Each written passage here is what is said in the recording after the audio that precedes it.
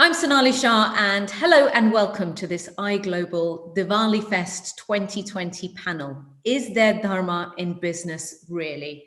How do we balance cherished values with a sometimes cutthroat business environment? Well, our esteemed panelists are standing ready to help you navigate these choppy waters. And I'm hoping this will be a masterclass in negotiating our own inner conflicts. Our panelists for this discussion are Baroness Usha Prashar of Runnymede CBE, an independent member of the House of Lords since 1999 and chair of the Federation of Indian Chambers of Commerce and Industry.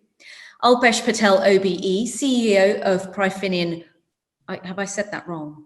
No, that's perfectly fine. Pryfinium Partners, a private equity and hedge fund asset management company, and chairman of the City Hindus Network. Jasvir Singh OBE is a family law barrister and social activist and chair of City Sikhs. And finally, we have Professor Atul Shah, visiting lecturer at City University and an expert on ethical business and finance with a focus on Indian culture and ethics. And Atul's written a book on Jainism and ethical finance. Baroness Prashar, let's have you begin this session with some opening remarks.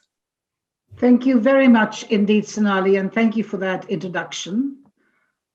And what I'd like to do before I make my remarks, I would like to wish everyone a very happy Diwali. And I very much hope that this Diwali brings reprieve from the pandemic and ushers in a more positive, prosperous and happy time. I also want to congratulate Manoj and his team for this wonderful initiative, which is all the more important during the lockdown, as it provides us with an opportunity to collectively celebrate Diwali and reflect on its deeper meaning. Now, turning to the question posed, is Dharma a business really? Well, my answer, in short, is yes, it is. And as you know, and you said in the introduction, I am chair of UK FICCI, which was founded in 1927 and on the advice of Gandhiji to two industry leaders, Shri Birla and Shri Ratan Tata. And when Gandhiji addressed FICCI's annual session in 1931, he said, "You should regard yourselves as trustees and servants of the poor. Your commerce must be for the benefit of the poor." Now, the concept of Dharma, for me, it's about ethics which make life possible. It's about duty, doing the things in the right way, morally appropriate behavior, integrity, empathy, compassion. And for me, in Dharma, means are just as important as the ends. So it is about earning wealth by ethical means, according to the principles of Dharma. And no one is averse to the pursuit of wealth earned by ethical means, but that pursuit of wealth for a purpose and upholding the principles of Dharma. And in my view, the principles of Dharma should guide our attitude and relationship with wealth and how we may use it in pursuit of the aim of human life. Use it with wisdom, because at Diwali, we actually do Lakshmi Puja, but at the same time, we have Ganesh, is to say, give us wealth, but give us the wisdom to use it wisely. And the Gandhian principle of trusteeship expresses the ability of business enterprises to its consumers, workers, shareholders, suppliers, and the community, and mutual responsibility of these to one another. Now, the COVID pandemic has put corporate purpose firmly in the spotlight, and the unprecedented event has shown how companies are much more than just making profit. In my view, it is a reminder to sharpen our focus on the purpose and to operate differently. So for me, the key question is how we should ensure that the wider purpose is integral to how businesses operate. And sometimes it's referred to as good governance. And how should we balance the shareholder interests in achieving the wider purpose? Should it be compulsory? And of course, you talked about cutthroat business. Now, to me, competition is not bad. Competition, in fact, helps to raise standards. But what's important is that competition is conducted within fair rules. We compete in sport, but that's within certain rules. So for me, Dharma is integral to business. And I think in the West, what people call good governance. I'll stop there and I look forward to the discussion and responses to what I've said. Thank you. Thank you so much. So Dharma is integral to business, but does it exist in business? And do people make sure that it's compatible? Let's begin with the question of what Dharma is to you all personally, what it means to you. Atul, do you want to jump in here? Yeah, thank you. Thanks, Sonali. Dharma to me means wisdom. I'm a professor and I draw a lot of wisdom from Dharma in the research that I do and the teaching that I deliver. And it has given me a tremendous strength in both the way I teach and the way I engage with students, but also in the content of the knowledge and the subjects that I research. I mean, if you look at the crises we face today around sustainability, inequality, all of these have some profound answers in Dharma. In fact, Dharma can be viewed as the science of sustainable living.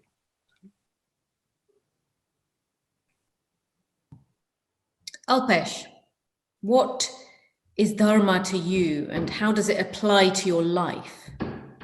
I loved what Baroness Prashar said because she mentioned Gandhiji. And you'll all know, famously, Albert Einstein said of Mahatma Gandhi that generations to come will scarcely believe one such as this of flesh and blood ever walked the earth. Prime Minister Modi of India said last year that he wants to see business make sure they remember Mahatma Gandhi's legacy through the purpose. The purpose is Baroness Prashar was talking about.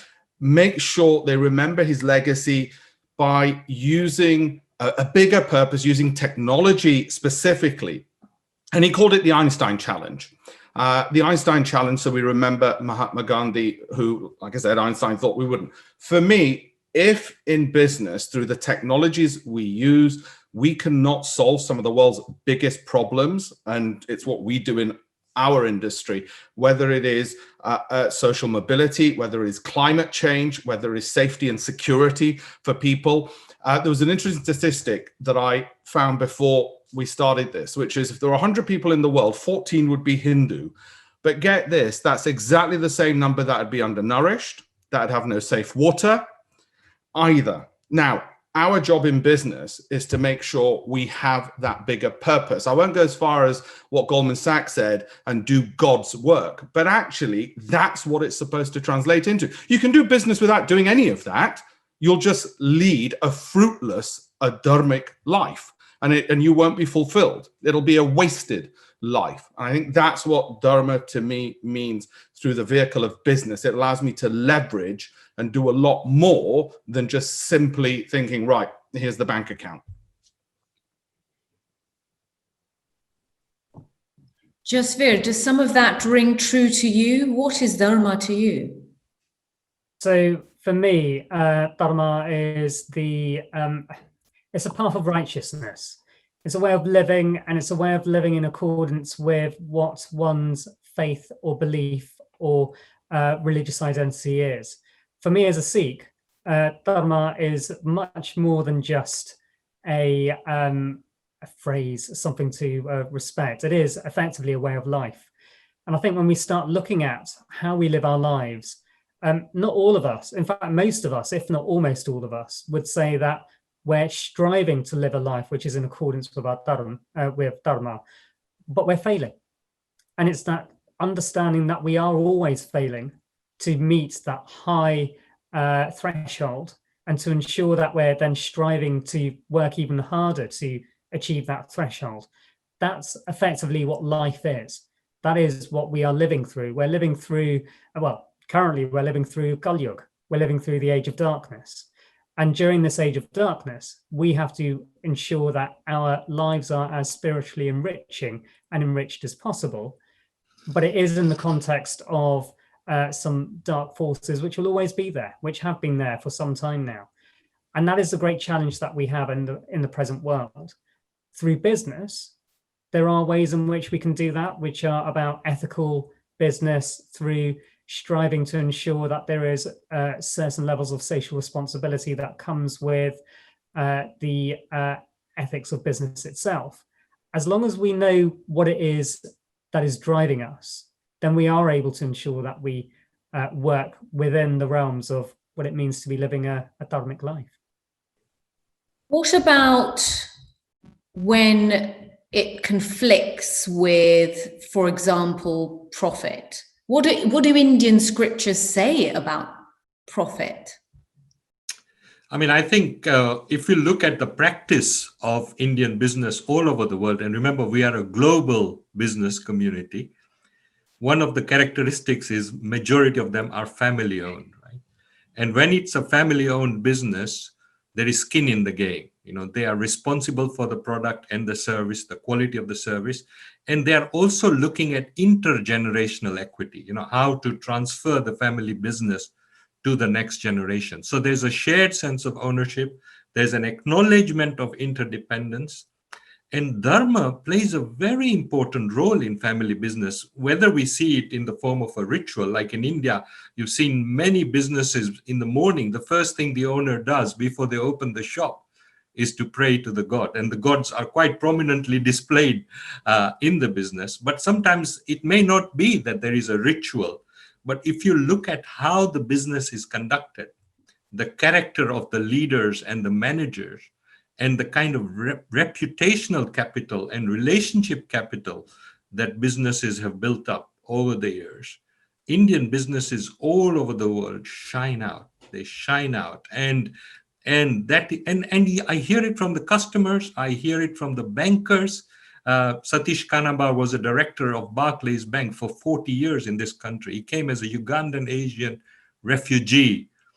And the clients he served at the time were startup businesses, and they're all very established and successful now. But they all say big thanks to Satish Kanabar because he understood them. He understood their business acumen. He understood their culture, and he accommodated it in the way he supported their businesses. So, we have, yeah. You mentioned those businesses that have the deities, that there might be a puja in the morning ahead of business opening, but which way round is that? Is that them asking their belief system, whoever they are praying to, are they asking for profit, for prosperity, or are they promising that they will be ethical in business? You know, when I have seen Chopra Pujan go on for years. It's a big Hindu ritual around the time of Diwali. And in many ways, it feels sometimes a little comical, because in Jainism, for example, you're told you're not allowed to ask for something, but then we will go off and do Chopra Pujan, which I know is primarily Hindu, and you're sort of, are you asking for something? How does that all match up? I mean, no other community in the world I know has a ritual called for opening books of account in a collective way. Remember, Chopra Pujan is a collective ritual. Like you, I remember growing up in Mombasa, Kenya, witnessing it as an 8-year-old, first thing in the morning in Diwali day.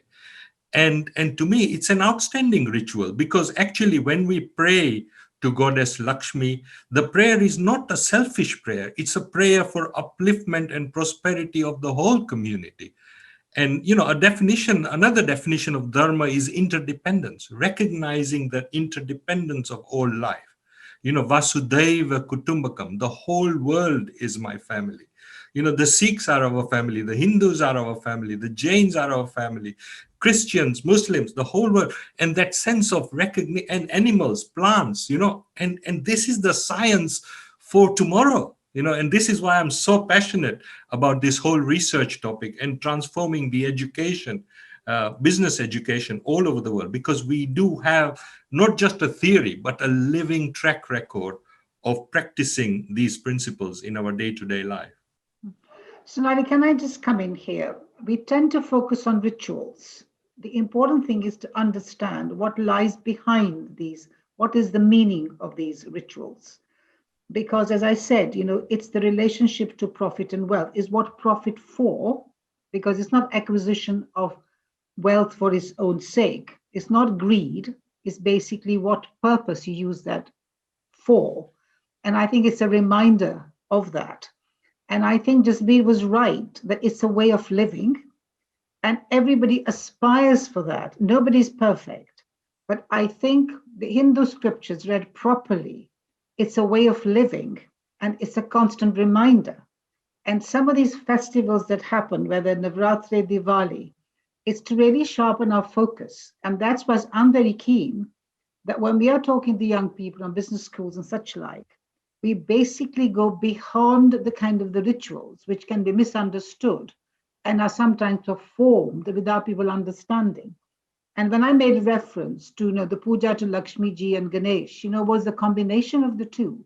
And I think we've got to make much more effort to say how this becomes integral to our way of thinking. As Gandhiji said, there's enough for everybody's need, but not for everybody's greed. And I think it's when greed takes over for meeting the needs. And I think his notion of trusteeship is something worth exploring.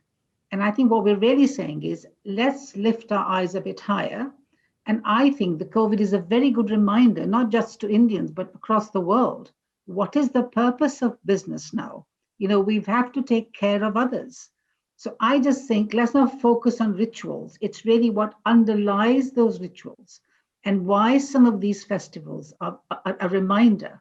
And we should be endeavoring to make this kind of integral part in the way we actually live. Nobody's perfect. All of us slip away from those, but it's a constant reminder, which is important.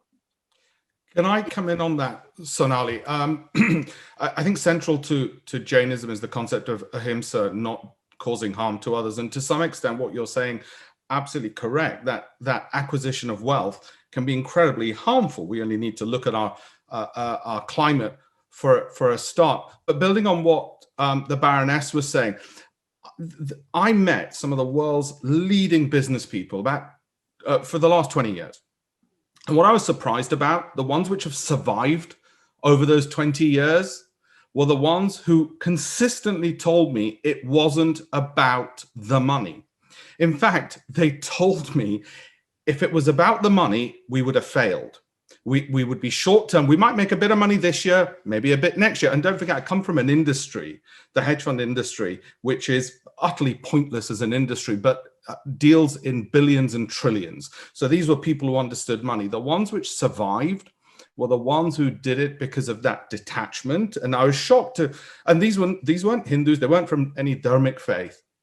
They were the ones who focused on enjoying the activity of what they were doing for the bigger purpose for which they were doing it. They loved what they were doing as opposed to the greed aspect. And similarly, if Chopra Pujan was simply about, please God, give me more money, that business person isn't going to be around for very long, or they're going to get a very bad reputation very quickly. If it's about, and we don't do it in my family, but if it's about, which I believe it is, for that upliftment, as Professor Shah said, then that's a good thing. Like all these, and again, going to Baroness Prashar, all these rituals in all faiths, once people forget the underlying purpose and just start following the ritual, it's very easy to then lose track of what the original purpose was. And it's always important also to bring people back to it and say, no, this is not greedy people thinking, how do I make more money? Please God, give me more. Because that, you're absolutely right. It would be comical, and it would not be suitable for the Hindu faith either. And I don't think that's what the vast majority do. Well, I'm sure some wrong-thinkingly do that, just as some people will pray to God for all sorts of weird things. All of this, though, does sound quite idealistic, and we've all seen circumstances and examples where that profit is very tempting and you have pressure from shareholders and other interested parties, and you can't always stick to your principles. And if you do, you'll be going out on a limb. I would Yeah. say that there can sometimes be that risk, absolutely. And again, speaking as a Sikh, the way I'd look at it is that we are given, there are three core principles within the faith. One is Kirat Karni, Nam Japana, and Vandike Shakana. Nam Japana means to remember the Almighty at all times. Kirat Karni is to work hard and make an honest living, not make a living upon the blood, sweat, and tears of others, but to make an honest living which is compatible to a dharmic way of life. And then most importantly, Vandike Shakana, to share what we have with others. Now, within the dharmic communities, we have the concept of seva. Seva plays such an integral part of how we operate, how we look to provide others with support where they may need it, but also providing a community and a sense of togetherness. As we've seen, especially during COVID, I mean, the number of temples, Jain temples, Hindu temples, gurdwaras, synagogues, masjids, and so on, that have come together to ensure that communities survive has been impressive. The number of businesses who've come together to ensure that communities get the support that they need has been impressive. Lots of people are suffering at the moment. We're having one of the worst recessions we've had for 100 years. It's going to go on for quite some time. It's a difficult and turbulent period for the economy. But as Alpesh quite rightly said, those businesses that will survive won't be the ones that just think about the money. It's going to be the ones that think about the employees. It's going to be the ones that think about the trade in which they're in, the supply chains and how people in the supply chains are going to survive during this period. It's the ones that have an ethical outlook and approach. And I think it's a timely reminder, especially around Diwali and Bandi Chhor Divas, the time of year when we start looking at renewal, start looking at the new ways forward, and for some it's a new year. It's the perfect time for us to almost stock take, not just in a literal form, as most businesses will be doing, but also in a spiritual form, and looking at what is it that we can do that would be better for our employees, for the people we work with and the people who work for us or with us, and how can we support them better for the next 12 months. I mean, pick up your point, Sonali, about the shareholders, because in my introductory comments, I did pose the question that how should we balance the shareholder interests in achieving the wider purpose? And I think that's a very relevant question in a way, because shareholders don't often have long-term views in perspective. They may be looking for short-term profits and so on. And for a long time, I've actually felt that we have good governance kind of codes, for boards, but nobody's actually thought of having a compulsory code of practice for shareholders. Because when you're looking at sustainability, you're looking at the environmental impact of these things. This is a long game. And therefore, shareholders have to look, beyond that. And I think that to some extent would also be percolated done by the ethos of the organization. So maybe this is something worth considering, whether they should be thinking in terms of having a code of practice for shareholders. Because as I said, to me, Dharma and the way we run business is part of good governance. So it'd be interesting to see what other panelists think about that. Here's an interesting thought. One of the world's top 3 richest men is also one of the longest term shareholders in the world, Warren Buffett. He says, I buy things and hold them forever. He has that long-term perspective. But Sonali, as a business journalist as well, you're absolutely right. The quarterly reportings in the United States don't exactly help for a long-term perspective and can destroy a company because they want to hit the numbers, and we've seen companies fail and do immense damage. But that's why this is important, and what we're saying. The more people who realize and are shown how important business is and are led by conversations such as this to say, no, this is how we do it. This is our code of conduct, and it's shared more widely as well as iGlobal is doing, then the more we'll say, well, actually, yeah, I want to do that because they're doing it, and everybody in my community does it. That all sort of saying that you're the average of the 10 people you're closest to. I think that's why this is important. That yes, it is a bit idealistic, but that's because we're always looking forward and upwards to achieve these things. I mean, I don't think it's so idealistic in the current context, because I think COVID has actually shone a light on this. It's actually made people realize we've got to do things differently. So you're right, in terms of getting other people to look at it widely, it's not idealism. It's actually realistically thinking what needs to happen. And I think we should be very proud of the fact that, Dharma, the way it's interpreted, is actually could lead the way. I mean, It's Dharma gives people realistic. resilience, right? It's Business is realistic to you, isn't it, Usha? But it is idealistic to other people, because not everyone is able to look at that long term. Not everyone has the vision, but not everyone has the morals as well, and those values to be able to look long term. And sometimes profit and the short term gain is very attractive. That is true, but that is not the reason for not trying, because in a way, these things can be incorporated in the curriculums of business schools, in schools and such like. And I think the narrative we develop has to be, very much about that. And I think some forward-looking business schools are very much looking at what they broadly call humanities, and what are the things and values that should underpin it.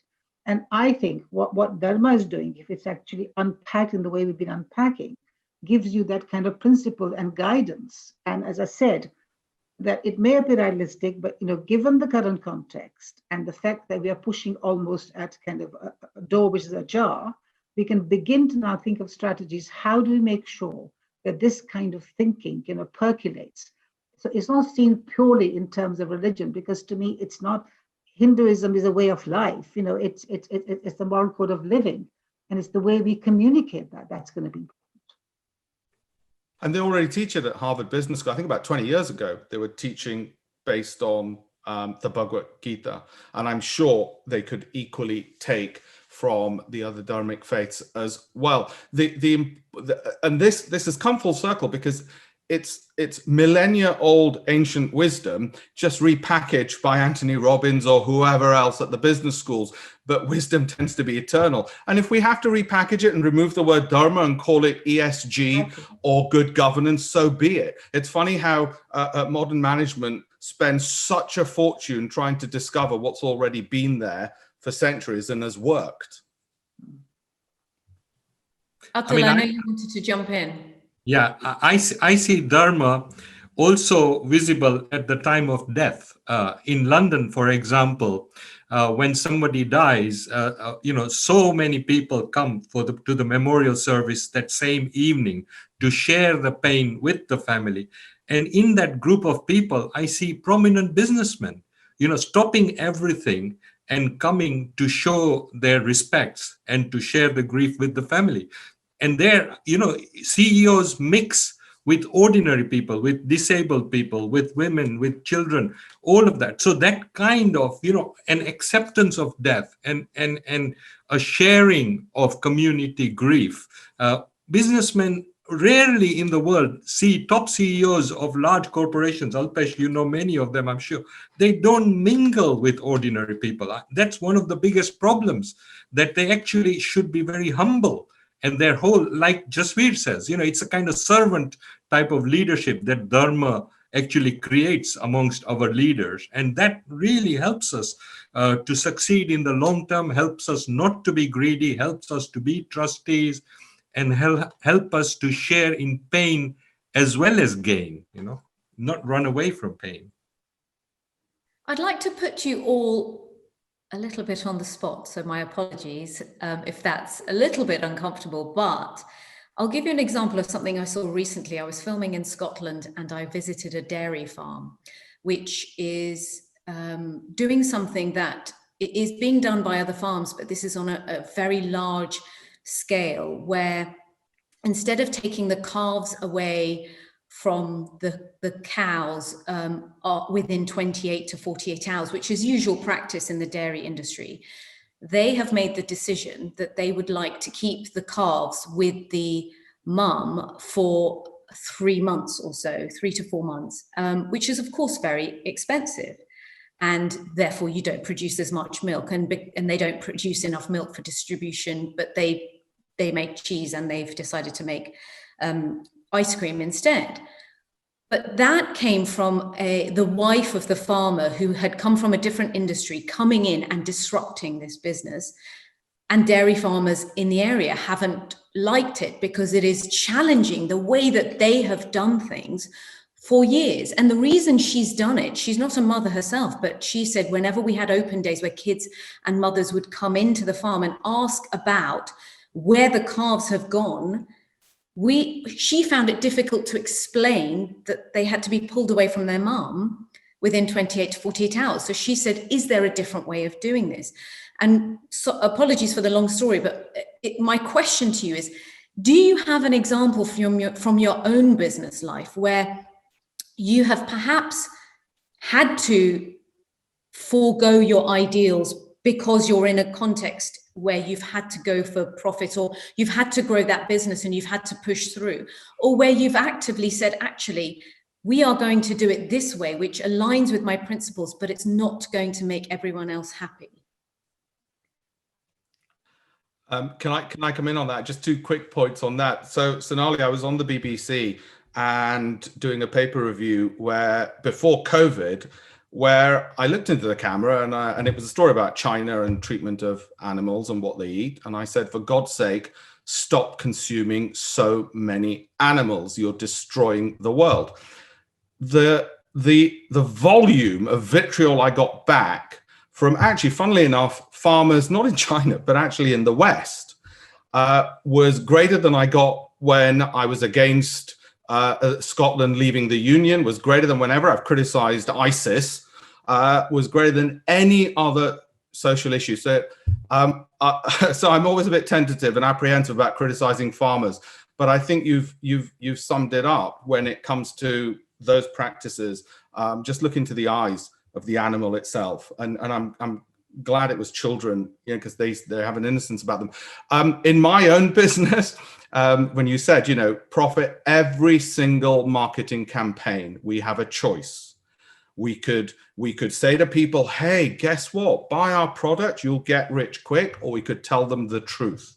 Every single day, every single marketing campaign. So yeah, you're right. We have, and we know it would make us a fortune because we've seen competitors do it instead. And the whole preface to all of this event was cutthroat business. Instead, our job is to cut the throat of competitors who are adharmic, who are lying, who are deceitful, who are not providing value and not providing the right service. I wouldn't quite say cut their throat, sounds a bit extreme, but throw them under a bus. And that's also dharmic. Let's not forget the Gita was about a war, and that's the battle we fight. We're fighting against those people who are not ethical. Do the other panelists have any examples where they've had to compromise or chosen to compromise or chosen not to compromise? So as a family law barrister, I often get approached by various people to do their cases. I tend to, when it comes to the care proceedings that I'm involved in, children being taken away from their parents, I had a choice to start working for a local authority, to start doing local authority work, be instructed by them. It's extremely lucrative, much more lucrative than it is representing the parents. But I decided to take the ethical route, which was, well, I can either follow the money, I can follow my heart and my principles. And my heart and my principles say that I should be helping those who most need the help. Local authority probably doesn't need the help, but parents who are being separated from their children, regardless of the circumstances and the challenges that they may have, I need to be able to represent them and represent them to the fullest capability. So that's a choice that I've taken where it's had an impact on my income, but I've taken that decision to go in accordance with my principles. There are also times when I'm representing clients privately. And when I say to them, if you do this, and if you take these actions, then we won't need these court hearings in the future. And so I'm going to get paid less, but it's better for you. And I'm upfront about it because I want my clients to know that I am putting their interests first and not my own. And as a result of that, I hope and I like to think that there's a sense of, you put out good vibes, you get good vibes back. And as a result of putting good out into the world, even if it is through business, you get more business coming your way simply because of the way that the universe works. Sonali, I'm a chartered accountant and a qualified chartered accountant, and yet I chose to go on the teaching route and the academic route. The Jains are a world-renowned business community, but I'm the only Jain who is a business professor in this whole country. And people do ask me, why aren't you doing a business? And actually, I'm very entrepreneurial. I get involved. I'm on various boards. I get involved in a variety of projects. But all the enterprise that I do is for a public interest, and I'm proud. I'm proud of that. And to me, that is my dharma also. So it's dharma is not just about profit or making money. Even education requires entrepreneurial skills. Purpose, you talked a lot about purpose and meaning elevate the quality of your leadership to a completely different level. I mean, the world has got a big crisis about purpose.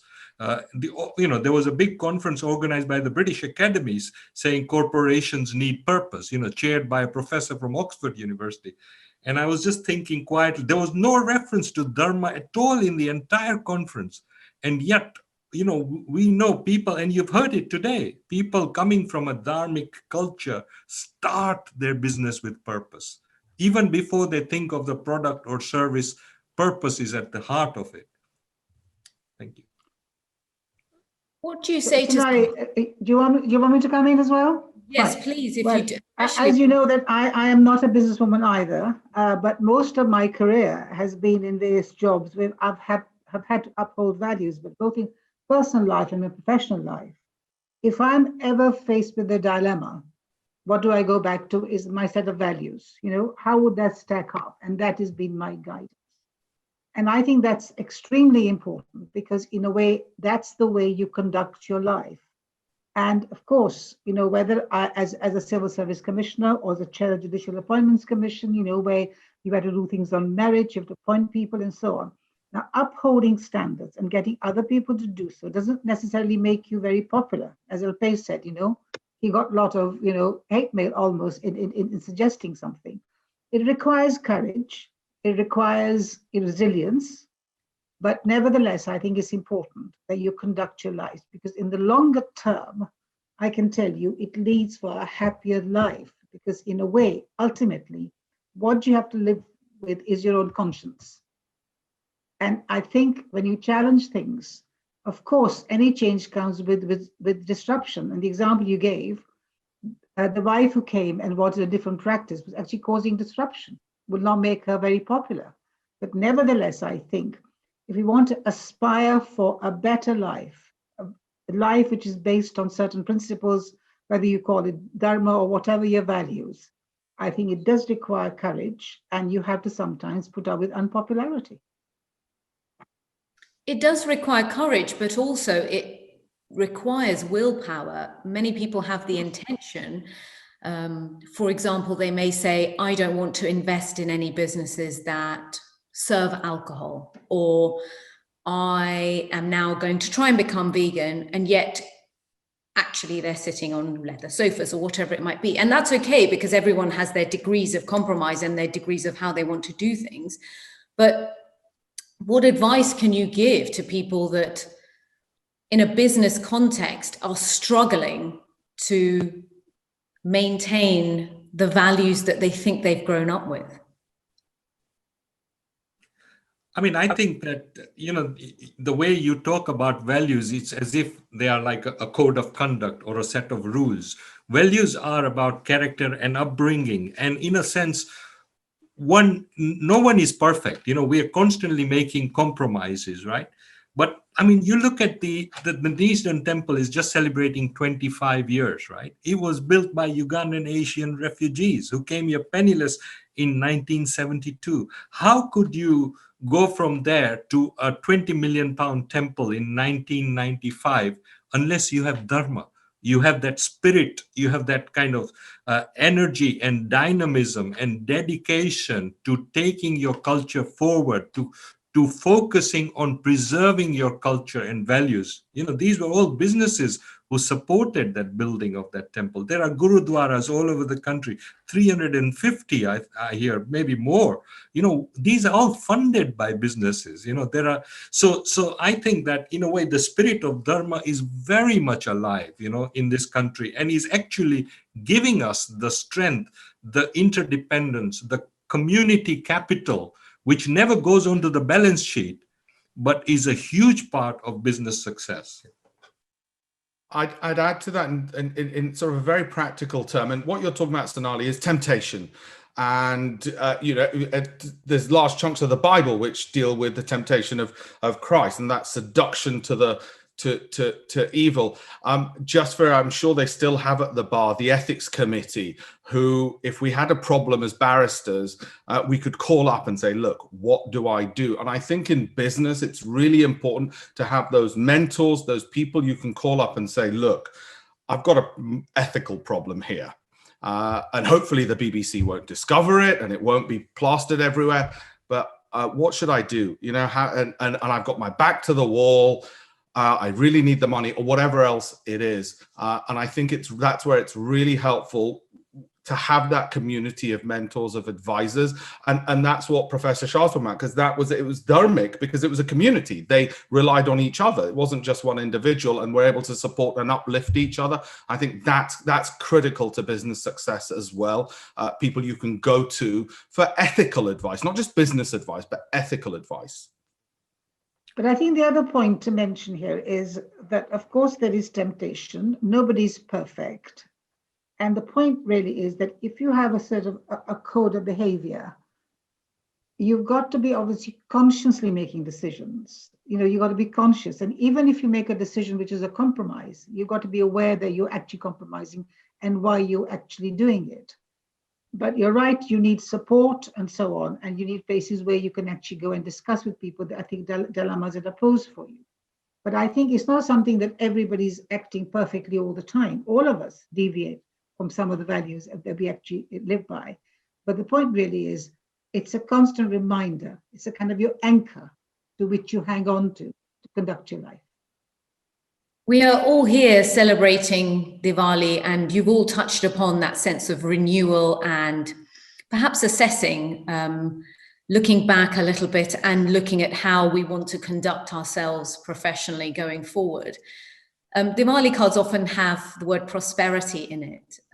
Do you think prosperity and the meaning of it is changing? Is it going back to perhaps what the original meaning might have been, and then in between there was all this conspicuous consumption? Are some of the younger generation who are fighting for climate change and other causes, are they teaching everyone that actually the success and prosperity may mean something different going forward? I feel like we're learning more about the interconnectedness of the world around us. We've already spoken earlier about the fact that when we talk about lives, we need to talk about creatures around us. We look at the flora, the fauna, everything is connected.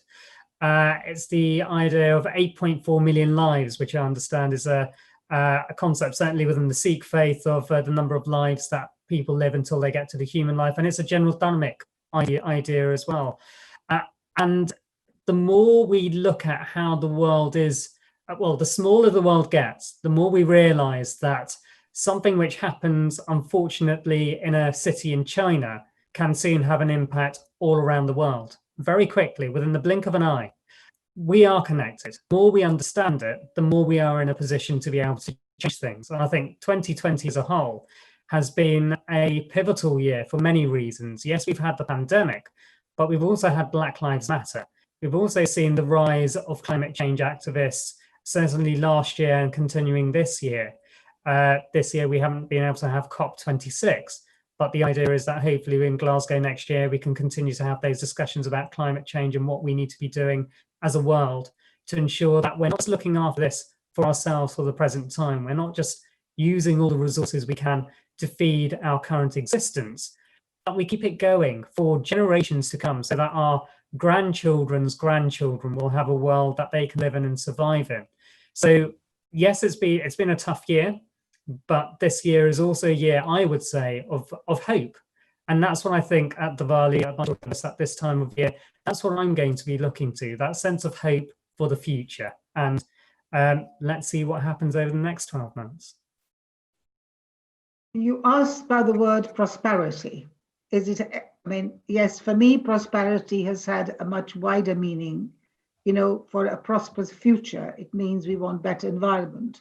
We want better way of living. Prosperity isn't just in terms of money, because money alone does not bring you happiness. So prosperity is in a very wider sense. And if I may just say, Sri Aurobindo, when he talked about wealth, he talked about wealth in its widest context, you see. And again, when you use the word prosperity, and of course, just be desired by being interconnected. But I do think, to me, it's about, may you have a prosperous health, may you be prosper in wealth, that you may prosper in your environment. So the whole range of things that we talk about. And you're right, we've got to unpack. When we use the word prosperity, is actually a much wider meaning. I read a piece of graffiti on a bridge recently, and it said, some people are so poor, all they have is money. And I think you're absolutely right, Sonali, that the world is looking at prosperity as they do in my industry. I, as an investor, cannot prosper unless the people I've invested in do well.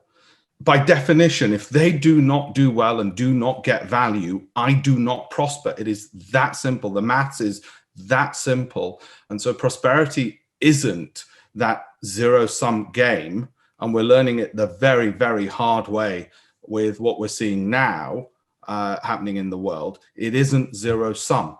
And it is that interconnectedness Jasvir talked about. But the irony of all of this is they knew this 1,000 years ago when Guru Nanak brought forward Sikhism. They knew this when Jainism was born. They knew when the Hindu texts were written. But we all prefer to read the latest management book on Amazon instead. I hope at Diwali people will go back to the original texts of their own faiths. I think the Jains have a very good understanding of prosperity. It's called aparigraha. So this idea that when you possess, you become possessed. So having that understanding of the nature and limits of money helps us to deal with prosperity, helps. In fact, actually, in that case, what happens, charity becomes a natural channel for access prosperity. Also, all of us, if you look at the Sikhs, the Hindus, the Jains, what Dharma gives us is not just a theory of community, but an experience of community. So interdependence is not just a theory. And when you experience community, it's actually so natural to share your wealth, to share your success, and to actually also provide for the community, the weak, the vulnerable, the poor. The langar system among the Sikhs, where is it funded from? It's funded by businesses. So I think that we have tremendous wealth in the global dharmic tradition. Like all of you, I salute Manoj Ladwa's attempt through this initiative to celebrate community, to celebrate the spirit of volunteering, the spirit of self-sacrifice that goes into the making of community. Making community is not easy. Building and sustaining community is not easy.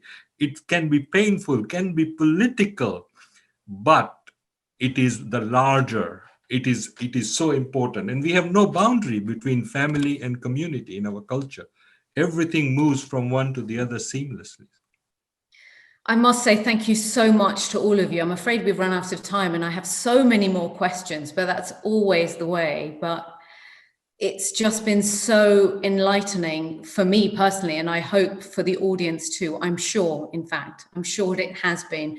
We started off by saying that Dharma is wisdom. That's one of our definitions. Well, thank you to the three wise men, Alpesh, Patel, OBE, Professor Atul, Shah, and Jasvir, Singh, OBE, and one extremely wise woman, Usha, Prashar, for joining us on this panel. It's been great to hear your thoughts on actually how Dharma is integral to business and can be and is not incompatible. And I'm hoping that, as Jasvir said, that 2020 will fill people with hope as well. And perhaps it is a chance for everyone to reassess going forward. So thank you so much for your time and happy Diwali. Happy Diwali. Happy Diwali.